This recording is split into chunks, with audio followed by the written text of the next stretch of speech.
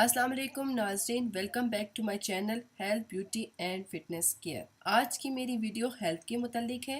रमज़ान मुबारक की आमद है, इसलिए मैंने रमज़ान स्पेशल शुरू किया है अपने इस चैनल पे। इसी सिलसिले की ये दूसरी वीडियो है। आज मैं आपको मज़ेदार क्रिस्पी लजीज और चटपटे पकोड़े बनाना सिखाऊंगी, ताकि अफ्तारी में आप जल्द से जल्द पकोड़े बनाएं, हेल्दी, और इसके साथ साथ आपकी केयर भी हो। अगर इस वीडियो के नीचे सब्सक्राइबर का बटन अब तक रेड शो हो रहा है तो प्लीज़ इसे क्लिक कर लें, और हाँ, साथ ही बेल आइकन का एक बटन मौजूद है, इसे क्लिक करना ना भूलिएगा। इसे क्लिक करने से ही आपको मेरी आने वाली हर नई वीडियो का नोटिफिकेशन वसूल होगा। मेरी रेसिपी, वीडियो और मेरी काविश अच्छी लगे तो ज़रूर लाइक कीजिएगा, और मेरी ये वीडियो फेसबुक, ट्विटर और व्हाट्सएप पर अपने फ्रेंड्स और अपने फैमिली मेम्बर से ज़रूर शेयर कीजिएगा। इस रेसिपी को बनाने का मकसद सिर्फ और सिर्फ ये था कि पिछली वीडियो में मैंने आपको पकोड़ा मसाला बनाना सिखाया था कि रमज़ान से पहले आप पकोड़ा मसाला बना के रख लें, ताकि अफ्तारी के वक्त आप झटपट पकोड़े तैयार कर सकें लजीज।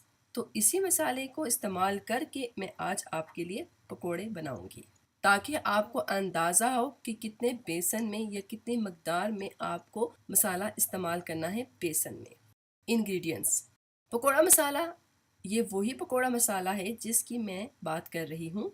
अगर इसकी रेसिपी अब तक आपने नहीं देखी तो प्लीज़ उस वीडियो को लाजमी देखिएगा। उसका लिंक मैं डिस्क्रिप्शन में भी डाल दूँगी और आइकन पर भी लगा दूँगी। बेसन आधा पाव, आलू 2 से 3 अदद स्लाइस किए हुए।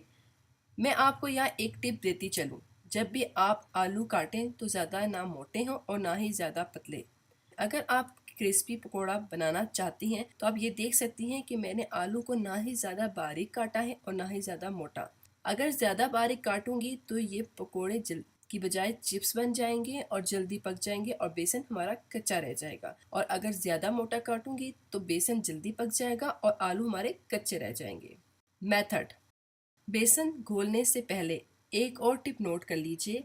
अगर आप चाहती हैं कि आप जब पकोड़े का मिक्सचर तैयार करें तो बेसन में गिल्टियाँ ना बने और आपको अफ्तारी के वक्त ज़्यादा मेहनत ना करनी पड़े, तो बेसन को जब भी बाज़ार से लेके आएँ रमज़ान से पहले तो एक दफ़ा लाजमी इसको छान लें। तो मैं इसे छान लेती हूँ एक दफ़ा।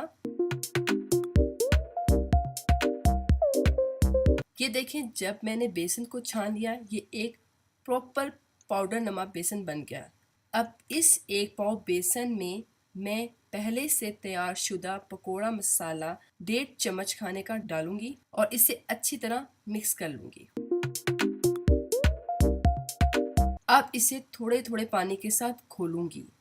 और यहाँ एक बात और याद रखें, जब भी आप बेसन को पानी से घोलें या पानी से मिक्सचर तैयार करें बेसन का, तो पानी या तो रूम टेम्परेचर का होना चाहिए या ठंडा।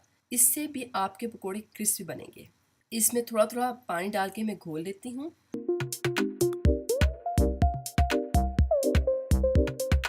बेसन का मिक्सचर अब तैयार हो चुका है। आप देख सकते हैं ये ना ज़्यादा गाढ़ा है और ना ही ज़्यादा पतला। इसी तरह का आपने बेसन घोलना है, ना ही ज़्यादा पतला और ना ही ज़्यादा गाढ़ा। देखिए कितना परफेक्ट बेसन घुला है। अब इस बेसन को 3 से 4 मिनट के लिए रख देते हैं और उतनी देर तक मैं कढ़ाई में तेल डाल के यानी कि ऑयल डाल के गर्म कर लेती हूँ। कुकिंग ऑयल गर्म हो चुका है। मैं यहाँ पे आपको एक और टिप दे देती हूँ।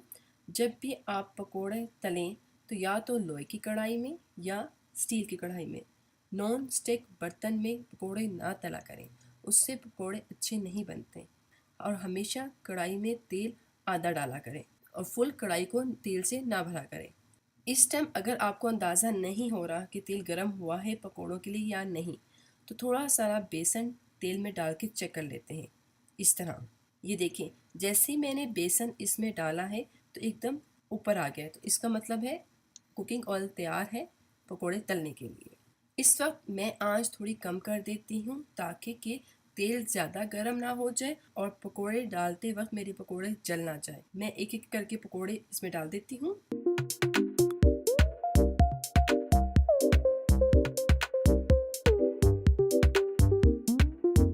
इसमें मैंने इतने पकोड़े डाल दिए जितने इसमें गुंजाइश थी। इसकी आंच इस टाइम में हल्की से मिड कर दूंगी, ज़्यादा तेज़ नहीं करूंगी, क्योंकि अगर मैं तेज़ कर दूंगी आंच तो पकोड़े जल जाएंगे और अंदर तक नहीं पकेंगे। एक साइड से जब मेरे पकोड़े तल लिए जाएंगे तो मैं उनकी दूसरी साइड चेंज कर दूंगी। जब तक ये पकोड़े तैयार होते हैं तो आप मेरे चैनल को सब्सक्राइब कर लें।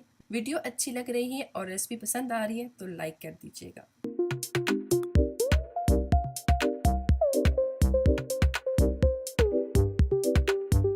ये आप देख सकते हैं पकोड़े तैयार हो चुके हैं। अब मैं इनको डिश आउट कर लेती हूँ। डिश आउट करते वक्त भी आपने आंच हल्की कर लेनी है और चम्मच की मदद से इस तरह से पकोड़े निकालने हैं कि एक्स्ट्रा ऑयल कढ़ाई में रह जाए। अब जो बाकी आलू बचे थे उनके पकोड़े बना लेते हैं।